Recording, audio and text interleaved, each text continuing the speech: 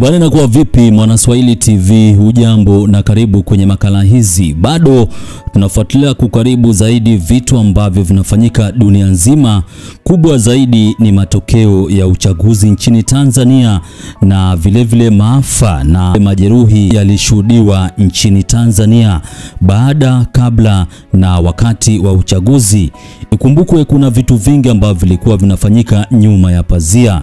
Sasa kuna posti moja ambayo imefanywa na jamaa ambaye anajulikana kama wakazi wa Biro, ambaye ni raia wa nchi ya Jamhuri ya Muungano wa Tanzania, lakini wakati huu anapiga mishe zake ugaibuni. Sasa wakazi anajaribu kuhoji ile hali ya waandishi wa habari kunyimwa haki zao za kimsingi za kuripoti vitu ambavyo vilikuwa vinafanyika nchini Tanzania wakati, kabla na uchaguzi ambao ulifanyika tarehe 29 mwezi wa 10 na vile maandamano ambayo ilifanyika siku ya uchaguzi.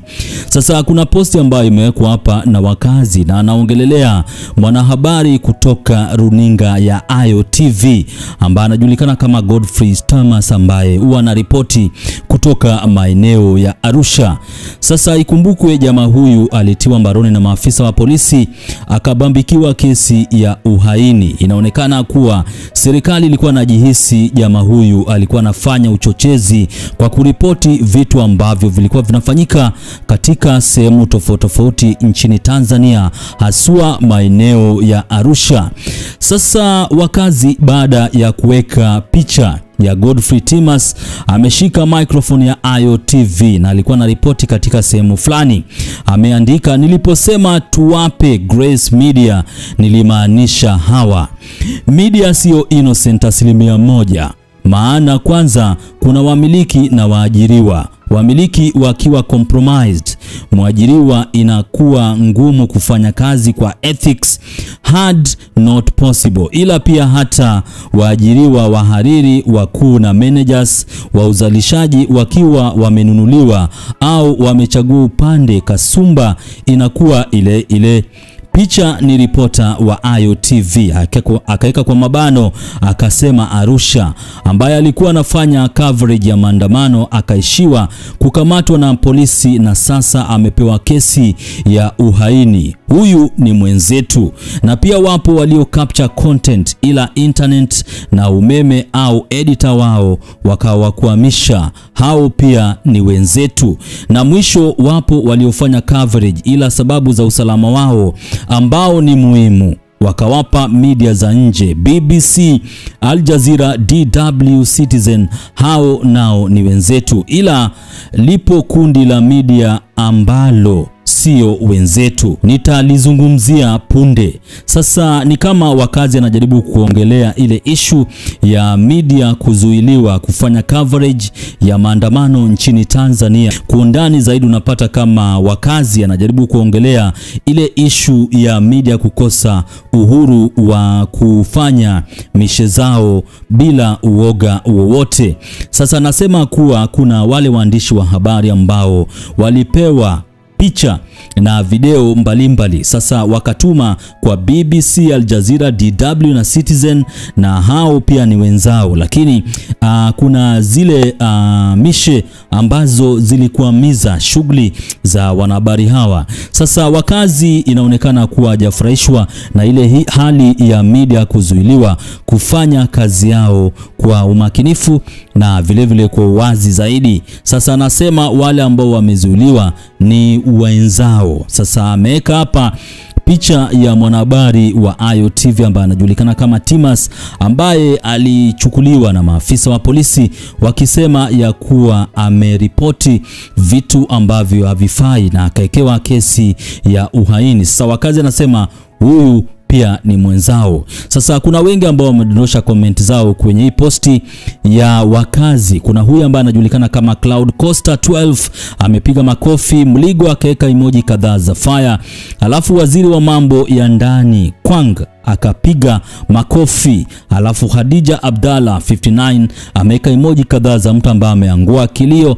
Biara_Muhanijira anasema asili itahakikisha hata waliosalia nao hawafiki mbali. Alafu Eli_Nor anasema Wasafi sio wenzetu, kwanza media hadi waandishi wote.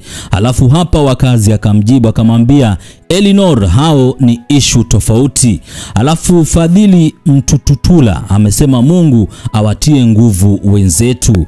Esther_Exxon anasema mwana Nyamala. Alafu akaeka emoji kadhaa za mtu ambaye ameangua kilio, ikikumbukwa kuna video ambayo imetembea kwa kasi zaidi kwenye mitandao ya kijamii ikionyesha mili ambazo zimerundishwa katika mochwari ya Mwananyamala. Lakini kuna taarifa ambayo imetolewa na Wizara ya Afya nchini Tanzania wakikana, wanasema kuwa zile ni video ambazo sio sahihi ama hazina uhalisia wote na zimetengezwa na AI. Uswege Hamaza anasema pia kuna kundi lingine la wasanii Tanzania aise, bora fungu la nyanya kuliko hawa watu, tunawasubiri kwa hamu msimu wa sikukuu, waandae show, hamna shida, wakazi respect bro. Alafu Wenya PhD anasema respect, huyu anajulikana kama 3 Lili MB Umo anasema shua. Alafu Neon Baraka anasema wakazi asante,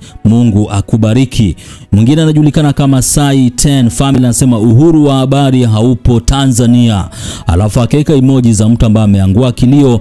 Mwaka_JJ anasema najua wa Tanzania tukiwaambia hii mambo ya haki ikiendelea kukaliwa kimya, kila mtu atakuwa muhanga, wanatuona wajinga. Alafu Fa_Mkopi anasema the leader for the property TZ anasema kiwanja bei poa, huyu anafanya biashara. Alafu Ibu_bin anasema kumbe Tanzania kuna media ndo najua leo. Alenichi anasema siwezi kuajiriwa na mtu kama ayo, ni mjinga sana. Esther_Exxon anasema mwisho wao umefika. Unix_Max Miller anasema hivi media zikifanya kazi kama Jamii Forum zitapunguliwa nini? Alafu Ray_255 anasema wakazi Mungu akulinde huko ulipo. Sigwa_Mkingo anasema piga kwenye mshono. Alafu Lewis Gaya anasema anza na Crown sio wenzetu. Alafu Boss Mzungu Store anasema kabisa kaka. Chiluba_Makete anasema kufocus na huyu tuachane na miradi. Kwa hiyo ni baadhi ya comments ambazo zinadondoshwa kwenye timeline ya msanii kutoka nchini Tanzania ambaye wakati huu anapiga mishe zake kule ugaibuni, ambaye anajulikana kama Wakazi.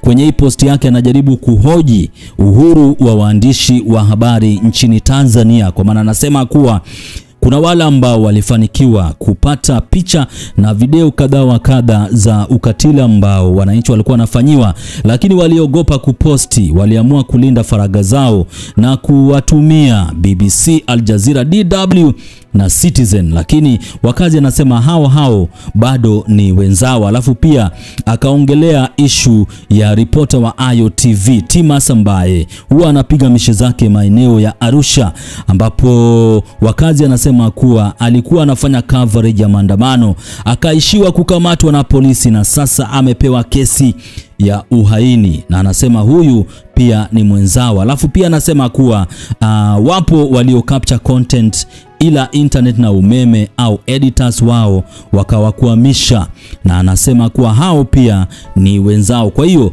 tunajaribu kufuatilia kwa karibu zaidi ndio angalau tupate kujua hali halisi kile ambacho amesema Wakazi. Sasa huyu ni msanii kutoka nchini Tanzania, huwa anajiita the leader, huwa anatoa vitu vingi ambavyo anajihisi ya kuwa vinamkwaza. Kwa hiyo usisahau kusubscribe, like na vile vile kushare. Hii ni Swahili TV.